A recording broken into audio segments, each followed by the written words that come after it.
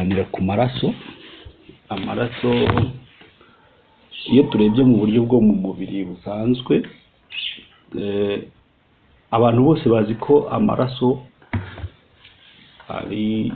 aboneka mu gihe umuntu yitemye, atitaye, cyangwa se ufashe nk'itungo ukaryica, icyo gihe haboneka amaraso. Amaraso akaba ari umutuku, sibyo? Iyo umuntu wese abonye amaraso agira ubwoba, kandi tubwirwa ko abantu bize batubwira ko amaraso y'umuntu ari 2/3 by'uburemere bw'ibiro bye. Kuko niba ufite ibiro 50, uba ufite amaraso yenda kugera nko ku biro nka 30 ni ugufata 50 ugakuba 2 ukagabanya 3. Urumva ko abantu bize nuko babitubwira. Hanyuma tukabwirwa yuko amaraso ya Yesu ariyo yacunguye abantu. Gucungura umuntu ni ukumukuriraho urupfu rwari rumutegereje, cyangwa se mu buryo bw'Imana gucungura umuntu ni ukumutandukanya n'ikibi cyari cyaramwigaruriye. Yego, duhereye kuri izo mvugo z'abantu rero ni ukwizera kw'abantu ku bijyanye no gucungurwa n'amaraso ya Yesu. Niyo mpamvu tugomba kwiga amaraso kugira ngo turebe twifashishije Bibiliya, twifashishije igitabo cya Bibiliya, tumenye amaraso ni iki, ese amaraso yaducunguye ni ayahe. Reka dufate Bibiliya dusome Abaheburayo igice cya 9 umurongo wa 27 kugeza kuri 28. Abaheburayo igice cya 9 umurongo wa 27 n'uwa 28. Dusome. Igice cya 9 umurongo wa 27 kandi nk'uko abantu bagenewe gupfa rimwe, yego, hanyuma yaho hakaza urubanza, yego, niko na Kristo yego, ameze, amaze gutamba rimwe, amaze gutambwa rimwe, ngo yishyireho ibyaha bya benshi, yego, azaboneka ubwa kabiri, atazanywe no kwitambira ibyaha, yego, abonekerere abamutegereza kubazanira agakiza. Haleluya. Nuko ngo mu isezerano rya kera hakoreshwaga amaraso y'amatungo, ariko mu isezerano rishya hakoreshwa amaraso ya Yesu Kristo. Ngo Yesu Kristo yaraje bwa mbere aritanga, aba igitambo, amena amaraso kugira ngo abantu bacungurwe. Abo rero yapfiriye ntibazagaruka kujyana, yego, akajya kubana nabo. Nuko ngo Yesu Kristo azaza inshuro ebyiri. Bwa mbere yaraje aba igitambo, baramwica, amena amaraso. Ubwa kabiri azaza noneho aje kureba abamutegereje. Reka dusome Itangiriro igice cya 9 umurongo wa 4 kugeza ku wa 7. Itangiriro igice cya 9 umurongo wa 4 kugeza ku wa 7. Yego, bihuse. Ariko ntimukaryane inyama n'ubugingo bwayo, yego, nibwo maraso yayo. Rukwanga amaraso ni iki? Ubugingo. Hanyuma se ubugingo bwo ni iki? Ubugingo ni imbaraga ziba mu muntu zituruka ku Mana zituma umuntu aba muzima mu buryo bwo mu mwuka.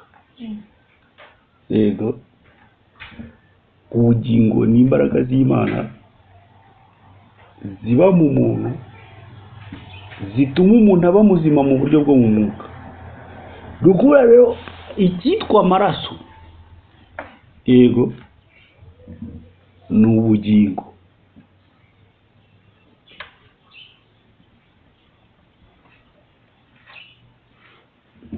Dukomeze gusoma. Amaraso ni iki? Ni ubugingo.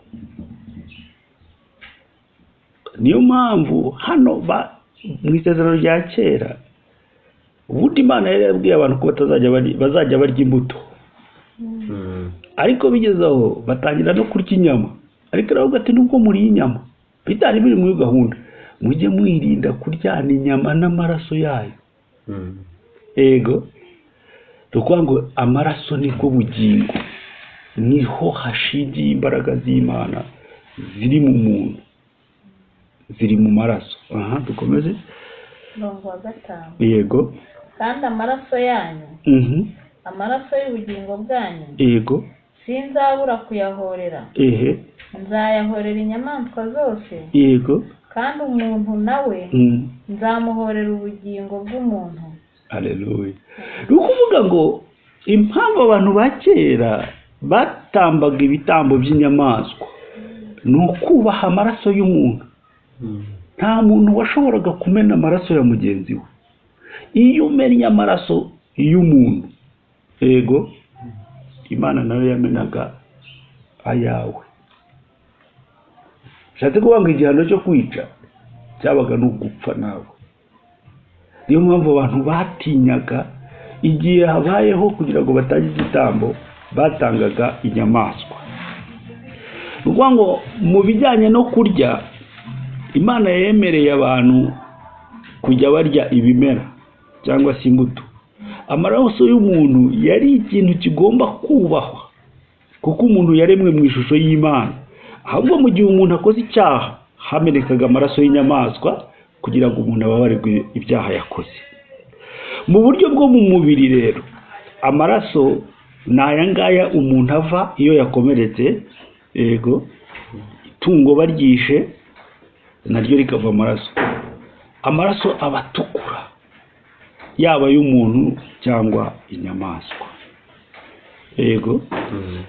Iyo dusomye muri Luka igice cya 24 ku murongo wa 44 na 45, hanyuma usubire inyuma usome 25 kugeza kuri 27. Luka igice cya 24 umurongo wa 44 kugeza kuri 45, usubire inyuma 25 kugeza kuri 27, twumve icyo havuga.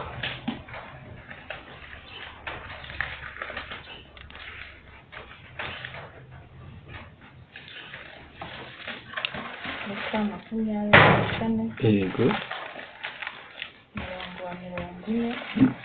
44. Yesu asezera ku bigishwa be. Yego. Maze arababwira ati, aya ni amagambo nababwiraga nkiri kumwe namwe. Yego. Yuko ibyanditswe kuri njye byose mu mategeko ya Mose no mu byahanuwe, yego, no muri Zaburi, yego, biye gusohora. Amen. Ni ukuvuga ngo ibintu byose byanditswe na Mose, byanditswe n'abahanuzi, byanditswe muri Zaburi, Yesu afite icyo yagiye abivugaho. Ibyo byose byavugaga kuri we kandi ni ibintu bigomba gusohora. Ni ukuvuga ngo ibyo dusoma muri Bibiliya kuva mu itangiriro kugera mu byahishuwe ni ibintu bigomba kukubaho wowe muntu. Bishatse kuvuga ko ni wowe bari kubwira ibivugwa byose. Niba ubyumva nk'inkuru, izo nkuru ni izigomba kukubaho mu buzima bwawe. Yego. Ntabwo ari inkuru z'Abayisiraheli, ntabwo ari inkuru z'ahandi, ahubwo ni inkuru zawe wowe muntu. Yego, dusome 25. 45. maze abungura ubwenge ngo basobanukirwe n'ibyanditswe. Ikintu gisabwa rero ku bantu basoma Bibiliya ni uko hakwiye kubaho umuntu kwigisha cyangwa kungura ubwenge kugira ngo usobanukirwe ibyo usoma muri Bibiliya. Yego, 25. arababwira ati yego, mwabapfumu, imitima yanyu itinze cyane kwizera ibyo abahanuzi bavuze byose. Ikintu kibabaje, abantu basoma ibintu byavuzwe n'abahanuzi bo ntibabyizere kubera ko bari kubyumva uko bishakiye mu bwenge bwabo. None se Kristo ntiyari akwiye kubabazwa atyo yego ngo abone kwinjira mu bwiza bwe? ni ukuvuga ngo rero Kristo we icyo yakoze ntago yapfuye, ahubwo yaje kubabazwa. Muri iyo mibabaro niho yakuye ubwiza. Kwanga iyo umaze kubabazwa, nyuma y'uko umubabaro urangiye ubaho neza. Ni nacyo twifuriza natwe abantu. Hari igihe twabayemo tubabaye, ariko icyo gihe kigomba kugira iherezo, tukabaho tunezerewe kuko nawe iyo mibabaro yayinyuzemo. Yego. 27. Yego. atangirira kuri Mose no ku bahanuzi bose. Yego. abasobanurira mu byanditswe byose byanditswe kuri we. Nuko rero natwe icyo dusabwa rero nuko twemera tugahera kuri Mose. Mose ntiyanditse ibitabo 5: Itangiriro, Kuva, Kubara, Abalewi no Gutegeka kwa Kabiri, n'ibitabo by'abahanuzi bose ngo tubibona. Yego, na Zaburi. Ibyo bintu tukemera tukabisobanurirwa. Ni igihe tuzamara turi mu mubabaro, ariko nurangira tukabaho neza. Iyo umaze kumenya icyo Imana igushakaho nk'uko byanditswe muri Bibiliya, nibwo ubuzima bw'umuntu bufunguka akabaho neza. Yego.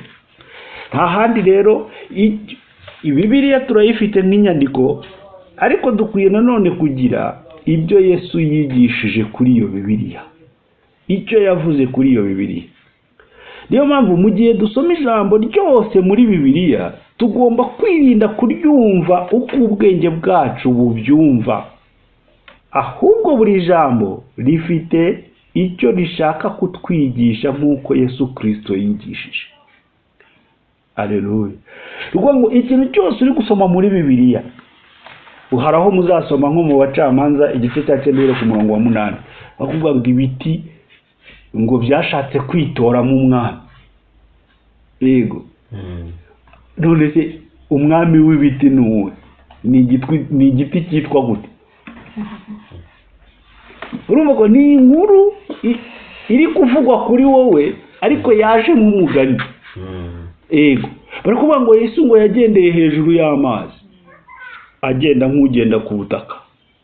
Yego. Kugeza uyu munsi nta wundi muntu ndabona wakoze icyo kintu. N'abagiye kuberekana ngo barashaka kugenda hejuru y'amazi, aho kuyagenda hejuru ahubwo baraguruka, bakajya bayakozaho amaguru aguruka.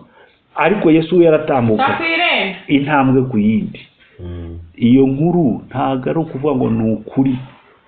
Umuntu witwa Yesu ntago yigeze agenda hejuru y'amazi, ahubwo ifite ikiri kuvuga wowe. Kugenda hejuru y'amazi bifite icyo bivuga kuri wowe. Kuvuga ngo Yesu ngo yaraje ku isi ngo baramwica, ngo bashyira mu mva, ngo amaramo 3. Haleluya. Ibyo bintu bifite icyo bishatse kuvuga. Ntago mpakanye ko Yesu atabayeho mu mubiri gutya, ariko ibimuvugwaho ni wowe biri kubwira. Niyo mpamvu batubwira dusome mu Bakorinto ba mbere igice cya 3 umurongo wa 18 kugeza ku 20.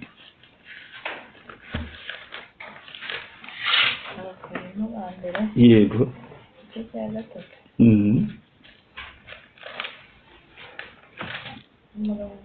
Uwa 18 kugeza ku 20.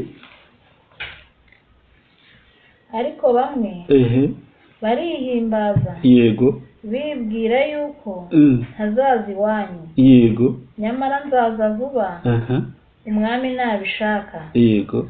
kandi sinzamenya amagambo yabo bishyashyarika. navuze Abakorinto ba mbere igice cya 3 uri gusoma icya 6. ntihakagire umuntu wishuka. Ntihakagire umuntu wishuka. Yego. Umuntu wese wo muri mwe. Umuntu wese wo muri twe niyibwira ko ari umunyabwenge. Niyibwira ko ari umunyabwenge. Mu by'iki gihe abe umuswa kugira ngo abone uko aba umunyabwenge. Kugira ngo abone uko aba umunyabwenge. 19. Mbese ntimuzi ko ubwenge bw'isi ari ubupfu. Ubwenge bw'isi ni ubupfu ku Mana. Niba bari kuvuga amaraso ukayumva nk'amaraso y'itungo cyangwa y'umuntu yamenetse, ni ubupfu wibereyemo. Kuko byanditswe ngo yego itegesha abanyabwenge uburiganya bwabo. Nukuvuga ngo muri bwa bwenge bwawe niho hakuviramo ibikuriganya. 20. Yego. Kandi ngo Uwiteka azi iby'abanyabwenge. Iby'abanyabwenge bose bibwira Uwiteka arabizi. Batekereza bitagira umumaro. Byose nta mumaro bifite. Niba muzagera gutyo ugasanga umuntu yarize, ni profeseri mu mibare, ni profeseri muri shimi, ni dogiteri mu buhinzi, ni iki, ariko ugasanga urugo rwaramunaniye, ugasanga ntiyumvikana n'umugore, ugasanga mbese nubwo afite ubwenge ariko hari ibintu byamunaniye. Ubwo ni ubwenge bw'isi. Bishatse kuba ko hari ubundi bwenge bw'Imana aribwo dukwiye kumenya, ari nabwo budufasha kumva igitabo cya Bibiliya, kubera ko icyo gitabo gikomoka ku Mana. Yego. Imana ntabwo rero yifuje ko tuyimenya binyuze mu bwenge bwacu nk'abantu, ahubwo hari ubwenge buturuka mu ijuru. Ubwo bwenge nibwo bugomba, iyo tubufite cyangwa iyo tubwigishijwe, nibwo tumenya icyo Imana iri kuvuga muri Bibiliya. Dusome Petero wa 2 igice cya mbere umurongo wa 19 kugeza ku 20. Petero wa 2 igice cya mbere umurongo wa 19 kugeza ku 20. Nyamara rero yego dufite ijambo ryahanuwe rirushaho gukomera. Yego. Kandi muzaba mukoze neza yego nimuryitaho. Yego. Kuko rimeze nk'itabaza yego rimurikira ahacu umwijima. Yego. Rigakesha ijoro rikagezaho inyenyeri yo mu ruturuturu. Yego. izabandura mu mutima yanyu. Yego. Ariko mubanze kumenya yuko yego ari nta buhanuzi bwo mu byanditswe yego bubasha gusobanurwa uko umuntu wese yishakiye. Kuko ari nta buhanuzi bwazanywe n'ubushake bw'umuntu. Yego. Ahubwo abantu b'Imana yego bavugaga ibyavaga ku Mana. Yego. bashorewe n'Umwuka Wera. Haleluya. Nukuvuga rero icyitwa ubuhanuzi ni iki? Ni inyigisho zisobanura ibyanditswe byera cyangwa zisobanura Bibiliya mu buryo bwo mu mwuka. Nibwo buhanuzi. Umuntu ntabwo aba ari kuvuga ibye bwite, ahubwo aba ari kuvuga ayobowe n'Umwuka w'Imana. Bishatse kuvuga ko umuntu ugomba kwigisha izo nyigisho ni umuntu ufite Umwuka w'Imana. Ni umuntu ufite ubugingo buzima, ufite muri we za mbaraga z'Imana muri we. Yego. Nuko rero ngo ibyanditswe byera byose bigomba gusobanurwa mu mwuka, nk'uko byatanzwe n'Imana biri mu mwuka, kandi n'Imana ikaba ari umwuka. Yego. Muri make rero mu buryo bwo mu mwuka cyangwa se mu mvugo y'Imana, amaraso ntabwo ari aya ngaya y'inyamaswa cyangwa y'umuntu ava, ahubwo icyitwa amaraso ni inyigisho zo mu buryo bwo mu mwuka zitandukanye umuntu n'icyaha, akaba kuri iyi si adakora icyaha. Izo nyigisho nizo zitwa itegeko ryo mu mwuka. Amaraso ni iki? Ni inyigisho zo mu buryo bwo mu mwuka twazaniwe na Yesu Kristo, zigamije gutandukanya umuntu n'icyaha akaba adakora icyaha. Amaraso murayumvise? Izo nyigisho nizo zitwa itegeko ry'Imana ryo mu mwuka, zazanywe na Yesu Kristo zikaba zigamije gutandukanya umuntu n'icyaha. Umuntu akabaho adakora icyaha kandi ari hano ku isi. Ayo niyo maraso.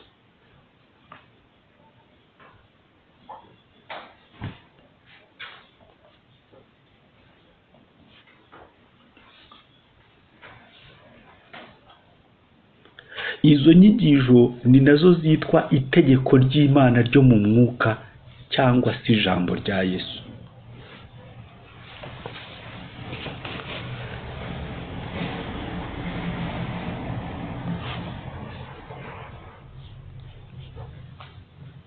Yego, itegeko ry'Imana ryo mu mwuka cyangwa se ijambo rya Yesu.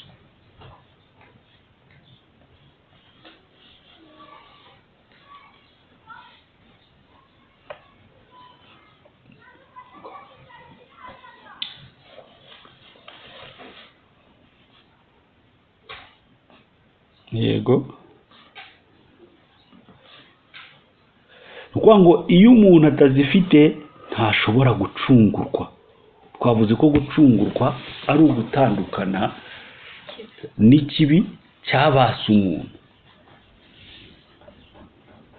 Niyo mpamvu rero tubwirwa yuko amaraso ya Yesu Kristo ari ryo iryo tegeko ryo mu buryo bwo mu mwuka twasaniwe na Yesu Kristo, ni ubusobanuro bw'inyandiko za Bibiliya mu buryo bwo mu mwuka. Niyo maraso acungura umuntu. Izindi nyigisho zose zivuga ngo Yesu Kristo yaraje ku isi, arapfa, araducungura, icy'ingenzi ni ukubyizera. Nababwira yuko abo bantu nabo ntibaracungurwa n'amaraso ya Kristo, kuko batazi amaraso ya Kristo icyo ari cyo.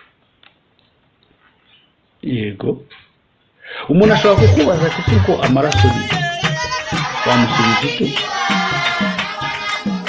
Ushatse wavuga mu ijambo ryoroheje, wavuga ati amaraso ni. Yego, cyangwa se amaraso ni itegeko ry'Imana. Birahagije, ni igisubizo cyoroheje. Cyangwa se amaraso ni ijambo rya Yesu. Ibyo byo gucungura nushaka ntubishyireho umuntu yaba yakumviye, kuko icyo Yesu cyamuzanye ni ugucungura. Yego, ubwo rero izo nyigisho nizo zicungura, iryo jambo niryo ricungura, cyangwa iryo tegeko niryo ricungura. Muri make amaraso ni inyigisho twazaniwe na Yesu Kristo, ni ijambo twazaniwe na Yesu Kristo. Yego, ikindi ni cyo navuze, ni itegeko twazaniwe na Yesu Kristo. Hazongere umuntu kukubwira ngo amaraso, ngo Yesu ngo yapfuye ku musaraba ngatumera aya maraso. Kumenerwa amaraso na Yesu Kristo ni ukwemera kwigishwa iri jambo. Ubugingo bwawe bukayoborwa n'itegeko ryo mu mwuka. Twabonye ko ubugingo ariyo maraso. Yego, ni ukuvuga ngo Yesu amenya amaraso ye, wowe uracungurwa. Yego, ni ukuvuga ngo ya maraso aramenetse, asimbuye ayawe wari ufite. Yego, niyo mpamvu kera abantu bicaga itungo rikamena amaraso. Yego, amaraso y'inyamaswa cyangwa amaraso y'amatungo, yego, ni itegeko ryo mu buryo bwo mu mubiri. Yego, ni itegeko ryo mu buryo bwo mu mubiri. Iyo umuntu ari kukubwira ngo muzane kimwe mu 10 n'amaturo, mugatanga amafaranga, icyo gihe urimo gucunguzwa amaraso y'inyamaswa.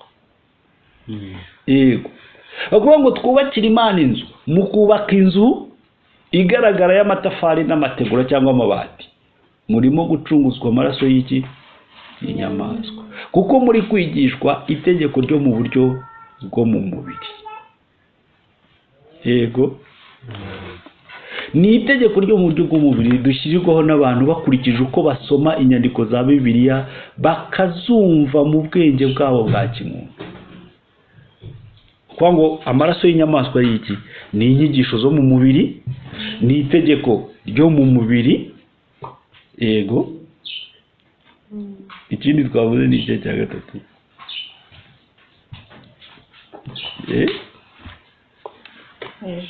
ni ijambo ryo mu mubiri. Yego iyo maraso y'iki y'inyamaswa. Amaraso ubwayo twabonye ko ari ubugingo. Yego amaraso ya Yesu Kristo ni itegeko, ni ijambo ryo mu mwuka cyangwa se ni inyigisho zo mu mwuka twazaniwe na Yesu Kristo. Izo nizo zikubiyemo ubugingo. Yego reka dusome noneho Petero wa mbere igice cya mbere, Petero wa mbere igice cya mbere umurongo wa 18 kugeza ku 25. Yego Petero wa mbere igice cya mbere. Yego tira. kuko muzi ko iyo mwacungujwe Yego ngo mube mu ngeso zanyu yego zitagira umumaro yego mwatojwe na basokuruza banyu. Rwo kugira ngo ducungurwe nuko tuva mu ngeso zacu zitagira umumaro twatojwe na basokuruza bacu. Basokuruza bacu nabo batwigisha mu mubiri. Ugasanga umuntu atangira kukwigisha akazarinda saza yitwa pasiteri, akazarinda saza yitwa bishop. Wowe niba ari kukwigisha uzagera ku rugero rwo kumera nkawe ryari. Yego atari ibyangirika cyangwa izahabu. Ni ntaga ibyo biducungura ntago ari ibyangirika. Ikintu cyo mu mwuka ntago cyangirika. Yego ahubwo mwacungujwe amaraso y'igiciro cyinshi. Ni amaraso y'igiciro cyinshi nk'ay'umwana w'intama utagira inenge. Ibara ariyo ya Kristo. Aleluya. Nukuvuga ngo amaraso ya Kristo ntabwo agira ibara. Aleluya. Dusanzwe tuzi ko amaraso asa gute n'umutuku. None amaraso ya Kristo nta bara agira. Ubwo se yaba ari amaraso ameze gute?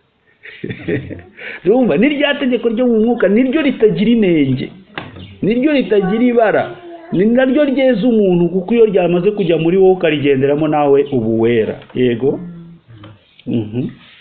wamenye n'Imana kera yego itararemwa. Yego ariko akerekanwa ku mperuka y'ibihe. Yego ubwanyu. Yego abo yahaye kwizera Imana yamuzuye ikamuha icyubahiro kugira ngo kwizera kwanyu ibyiringiro byanyu ku Mana.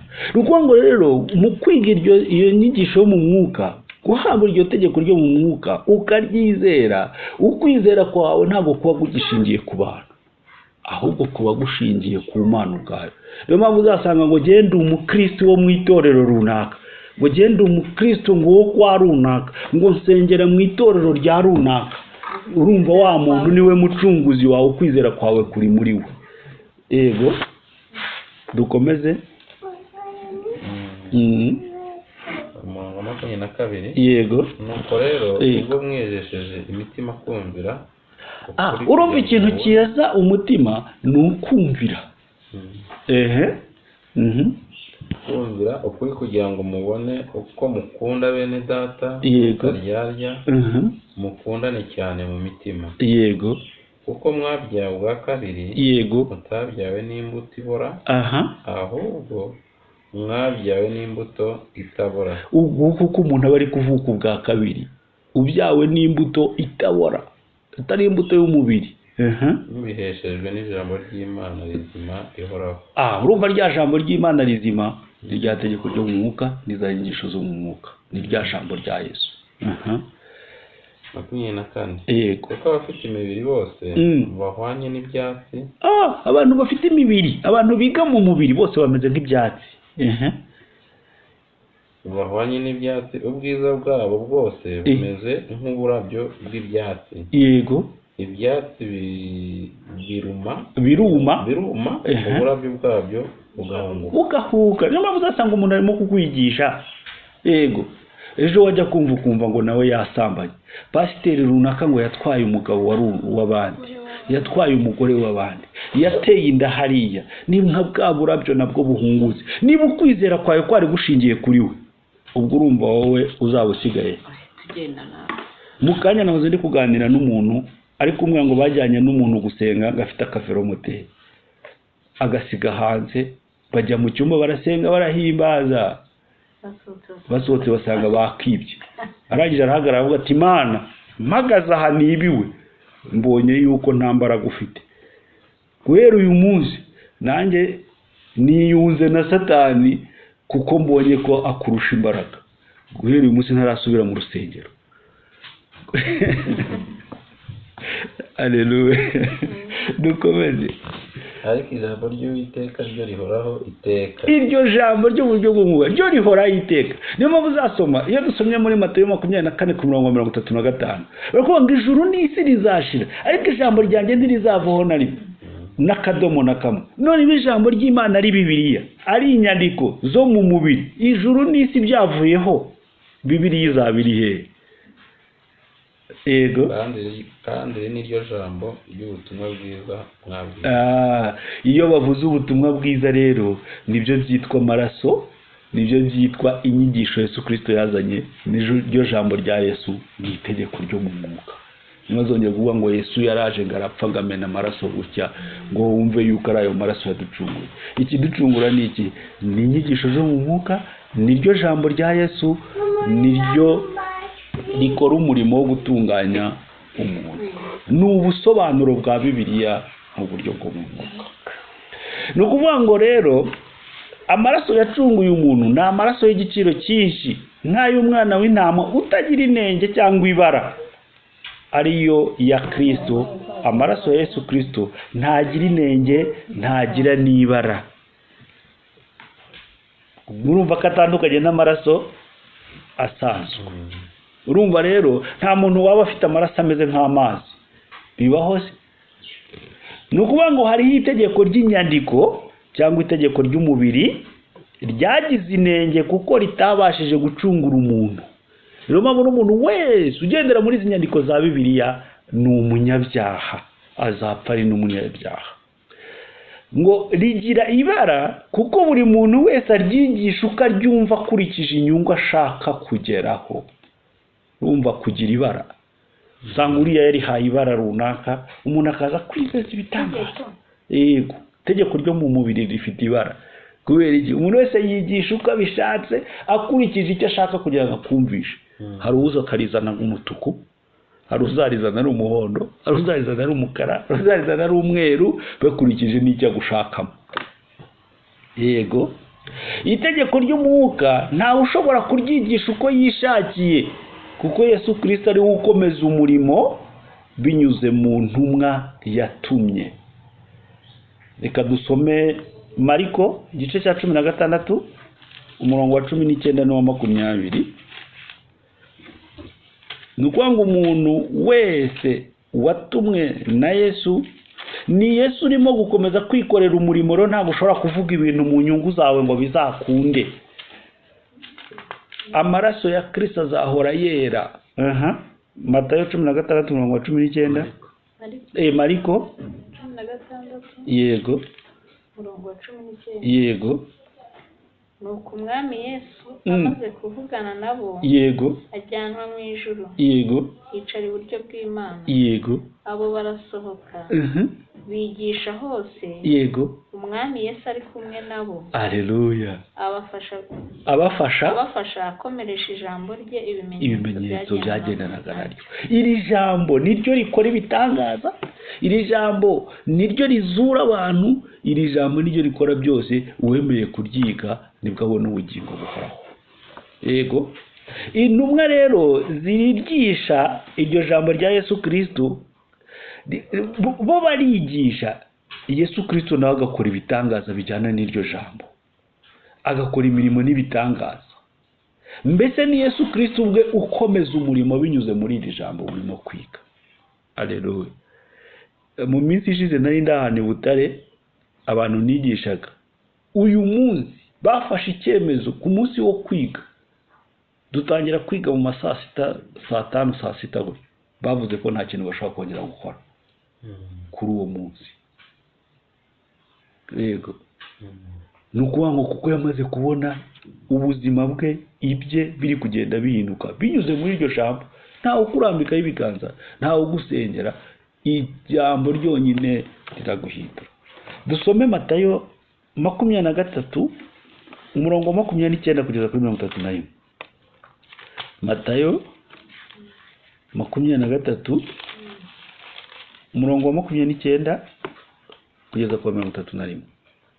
mwebwe banditsi b'abafarisayo, mwebwe abanditsi n'abafarisayo, mwandyarya mwe, muzabona ishyano, kuko mwubaka ibituro by'abahanuzi, muri kubaka ibituro by'abahanuzi, mukarimbisha inzibutso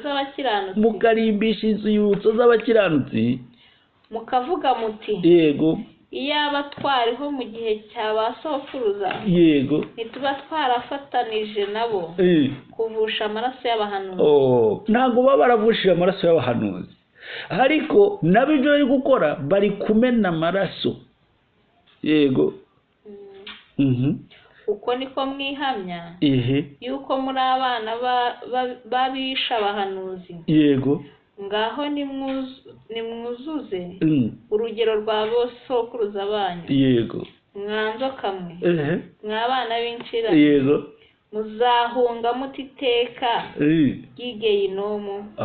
ntaho bazarihungira, kuko bari kuroha abantu benshi igihe n'umu nabo ariho bari kujya. Yego. Nuko rero kubw'ibyo ngiye kubatumaho abahanuzi n'abanyabwenge n'abanditsi, bamwe bo muri bo yego, muzabica, muzababamba, abandi muzabakubitira mu masinagogi yanyu. Yego. Muzabirukana mu midugudu yose bajyamo. Yego. Muhereko mugibweho n'amaraso yose y'abakiranutsi yaviriye ku isi. Yego. Uhereye ku maraso ya Abeli umukiranutsi, kugeza ku maraso ya Zakariya mwene Berikiya, mwiciye hagati y'ihema ry'urusengero n'igicaniro.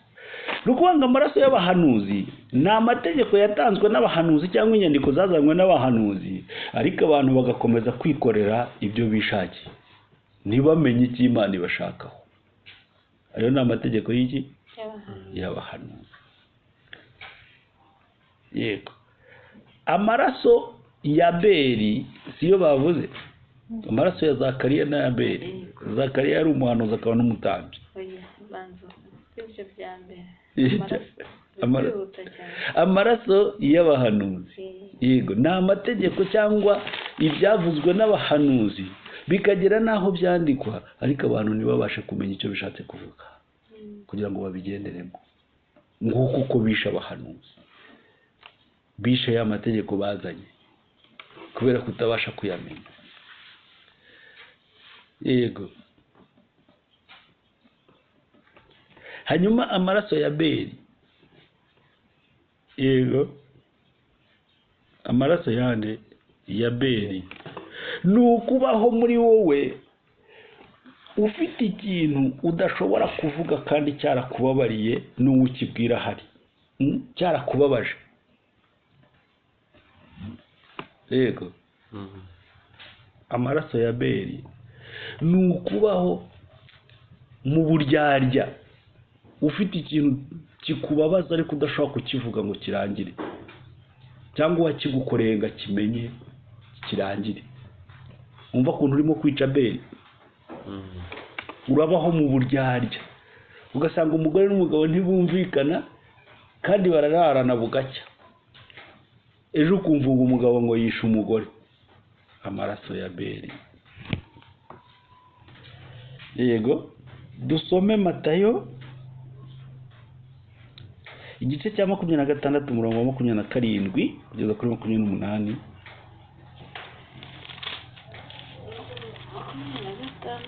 Yego. 27 kugeza kuri 28 ni 20 gusa. Kandi igikombe aragishimira. Yego. Arakibaha. Arababwira ati, yego, munywe kuri iki mwese. Yego. Kuko yari amaraso yanjye isezerano rishya, yego, ava ku bwa benshi ngo bababarirwe ibyaha. Yego. Ariko ndababwira rwose yuko ntazanywa ku mbuto z'imizabibu mpereye none yego hageze umunsi nzasangirira namwe vino nshya Yego. ubwami bwa data. amen. Ni ukuvuga ngo amaraso y'isezerano rishya ava ku bwa benshi ngo bababarirwe ibyaha ni inyigisho zazanywe na Yesu Kristo, niryo tegeko rishya, nizo zitandukanya umuntu n'ibyaha byose yakoze akabaho mu buzima bushya, ubuzima bwo kudakora ibyaha. Amaraso y'isezerano rishya ni inyigisho zazanywe nande na Yesu Kristo. Zituma umuntu ahinduka mushya akabaho mu buzima bushya, ubuzima bwo kudakora icyaha. Dusome Yohana 6:53 kugeza kuri 56.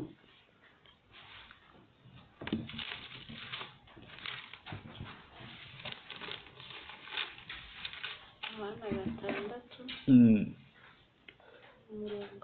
53 kugeza kuri 56. Yego. Yesu arababwira ati Yesu arababwira ati ni ukuri ndababwira yuko nimutarya umubiri w'umwana w'umuntu aleluya. Ngawe umugabo wakubwiye ngo urarya umubiri we wabigenza warara muri urwo rugo. Zana amafaranga tujye guhaha ibyo kurya, uyu munsi murarya umubiri wanjye. ntimunywe n'amaraso ye. Aravuga ati nimujya kunywa ntimuteke icyayi nta sukari munashaka, muranywa amaraso yanjye, warara aho ngaho. nta bugingo muba mufite muri mwe. urya umubiri wanjye akanywa n'amaraso yanjye aba afite ubugingo buhoraho, nanjye nzamuzura ku munsi w'imperuka. nguko uko abantu bazazuka. Yego. kuko umubiri wanjye ari ibyo kurya, umubiri wa Yesu ni ibyo kurya bizima, n'amaraso yanjye ari ibyo kunywa by'ukuri. n'amaraso nibyo byo kunywa by'ukuri. Ibyo abantu birirwa birushya ngo bajya kugura inzoga, baragura ibyayi, ibiki ngo ni ukunywa neza. Oya, amaraso. urya umubiri wanjye akanywa n'amaraso yanjye aguma muri njye nanjye nkaguma muri we. Nguko uko umuntu yinjira muri Yesu ni ukurya umubiri n'amaraso yanjye ya Yesu. Yego. Kuko data uhoraho yantumye, yego, nanjye nkaba ndiho ku bwa data, yego, niko urya nawe uzabaho ku bwanjye. Igihe rero nk'uko Yesu yatumwe n'Imana, ariho ku bw'Imana, akaba hari no mu Mana, nawe rero n'urya umubiri n'amaraso nibwo uzinjira muri Yesu, nibwo uzinjira mu Mana. Uyu niwe mutsima wavuye mu ijuru. Umutsima wavuye mu ijuru ni Yesu, niwo tugomba kurya. Nk'uwo basokuruza banyu bariye bagapfa. Kumva abandi bose bawuriye bo barapfuye. Ahubwo uyu mutsima, yego, azabaho iteka ryose. Niba dushaka kubaho iteka, dufite ubugingo buhoraho, nuko twemera kurya uyu mutsima. Ni ukuvuga ngo uyu mutsima ari wo mubiri wa Kristo, ni inyandiko za Bibiliya. Umutsima ari nawo mubiri wa Kristo ni inyandiko za Bibiliya. Yego. Hanyuma amaraso ari nayo cyo kunywa cy'ukuri ni ubusobanuro bw'inyandiko za Bibiliya. Yego. Mu gusoza, ndizera ko amaraso amaze kumvikana, dusoze. Umutsima ari nawo mubiri wa Kristo ni inyandiko za Bibiliya. Yego.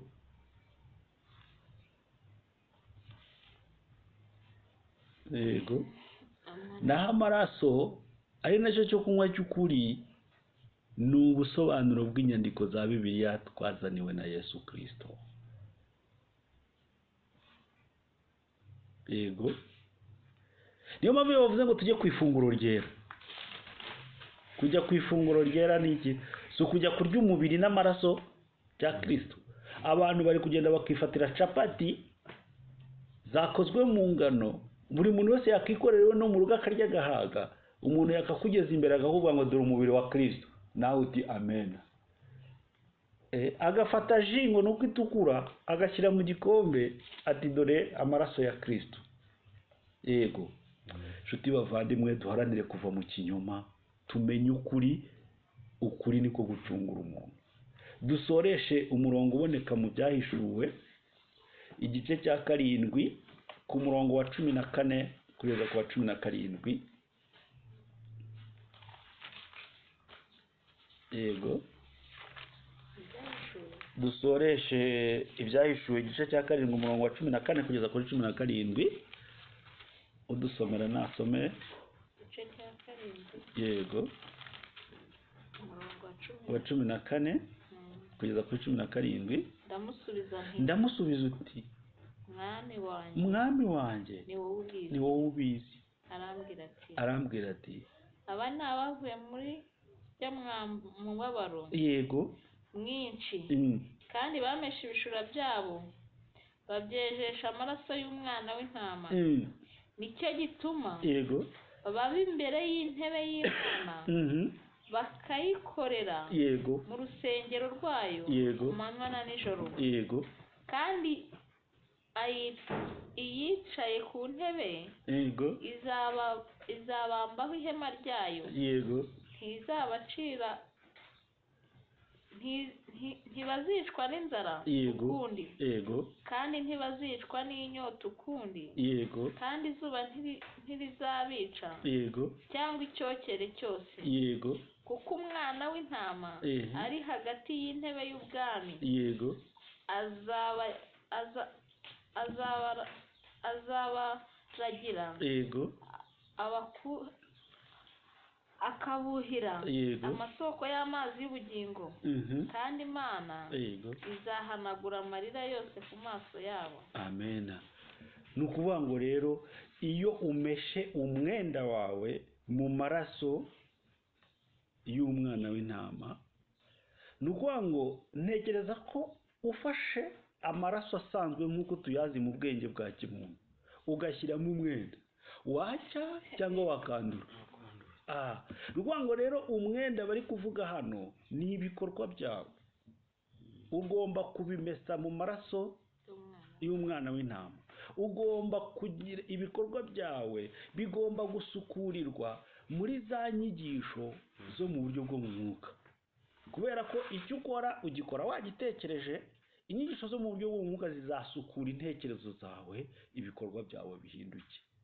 Buri muntu wese rero aharanire gucungurwa n'amaraso ya Yesu. Gucungurwa n'amaraso ya Yesu ntabwo ari ukubyizera gusa, ahubwo ni igikorwa, ni umurimo ugomba kudukorerwaho twese binyuze mu kumenerwa amaraso na Yesu Kristo, amaraso adafite ibara, adafite inenge. Niyo ngayo niyo acungura umuntu, ntabwo ari amaraso atukura. Amaraso atukura ni ay'inyamaswa. Mu izina rya Yesu Kristo umwami wacu. Amen.